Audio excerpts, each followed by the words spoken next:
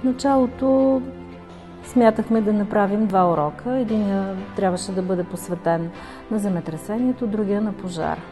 Впоследствие обаче решихме, че най-добре е да направим един комбиниран урок и седнахме и измислихме един сценарий, който всъщност проиграхме няколко пъти. Разбира се, не всичко.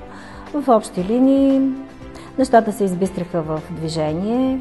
Започнахме да готвим децата, може би 2 седмици по-рано. Защото първо трябваше да ги запознаем с теоретичната част, какво се прави при земетресение, как се реагира при пожар. И след това вече стъпили сме на някаква база от знания, да могат те да разиграят практически уменията.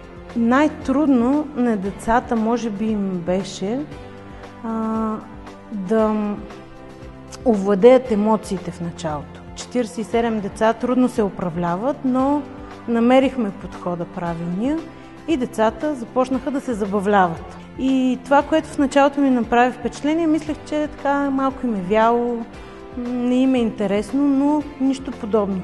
Родителите казаха, че вкъщи толкова се вълнували, разказвали са всеки ден за това какво правим тук, какво ще се случи, кой каква роля има, така че имаше доста голям интерес. Решихме, че е добре да има състезателен елемент.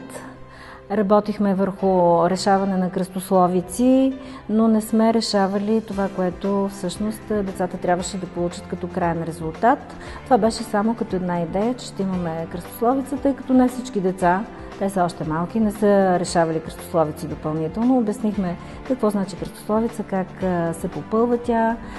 И така децата бяха изключително въодушевени, избрахме отборите, които ще решават кръстословици. След това обяснихме, че ще имаме и още едно състезание за подреждане на детска раничка, в която ще трябва да бъдат поставени най-необходимите вещи. По същия начин избрахме отборите и тъй като сме 2 класа, решихме, че няма нужда да се противопоставяме един на друг, затова смесихме отборите, за да няма ние ви бихме и вие паднахте. Затова всичко беше общо, работихме изключително усърдно. Наистина децата се справиха чудесно. За да разнообразим урока, включихме и песнички, които още повече им създадоха настроение. Разбира се, доколкото може да се създадем настроение в една такава ситуация, но те са деца и трябва да бъдат по някакъв начин стимулирани.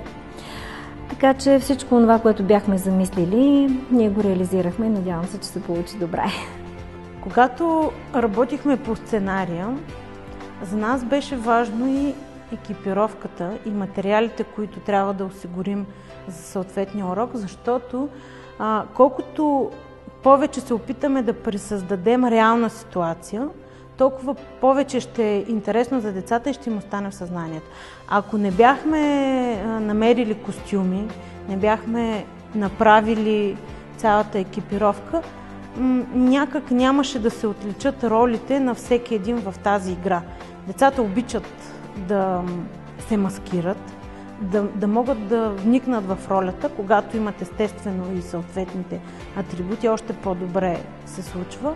И затова с госпожа Ненова решихме, че трябва да намерим екипировка за някои от участниците, ключовите фигури. Това бяха пожарникарите, полицаите и медицинския екип. Смятам, че днешното занятие беше изключително полезно за децата. Още повече, че те имаха възможност да видят, ако не на живо, поне използвайки възможностите на техниката, да се докоснат до всяко едно нещо, за което ние сме говорили много пъти.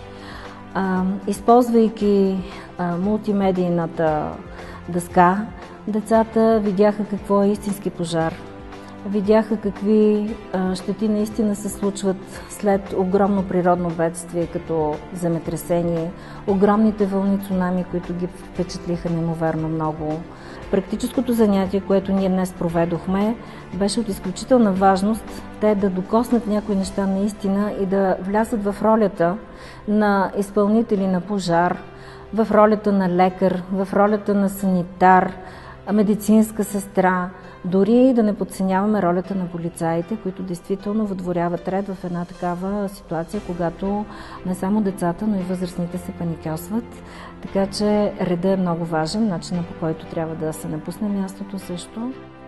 Игровия подход е важен и за децата, и за учителя, защото по много по-достъпен начин те пречупват теоретичната част през своята призма, изиграват дадените ситуации и ги запаметяват много по-лесно. За учителя също е много по-лесно. Да, в началото е трудно, докато ги научиш, че това е новия начин на преподаване. Трудно е, но може би 1-2 часа и те свикват, че вече не е само на шега, не е обикновена игра, а все пак играем, но трябва да сме сериозни и да се опитаме да запомним информацията, която им се предава по този начин.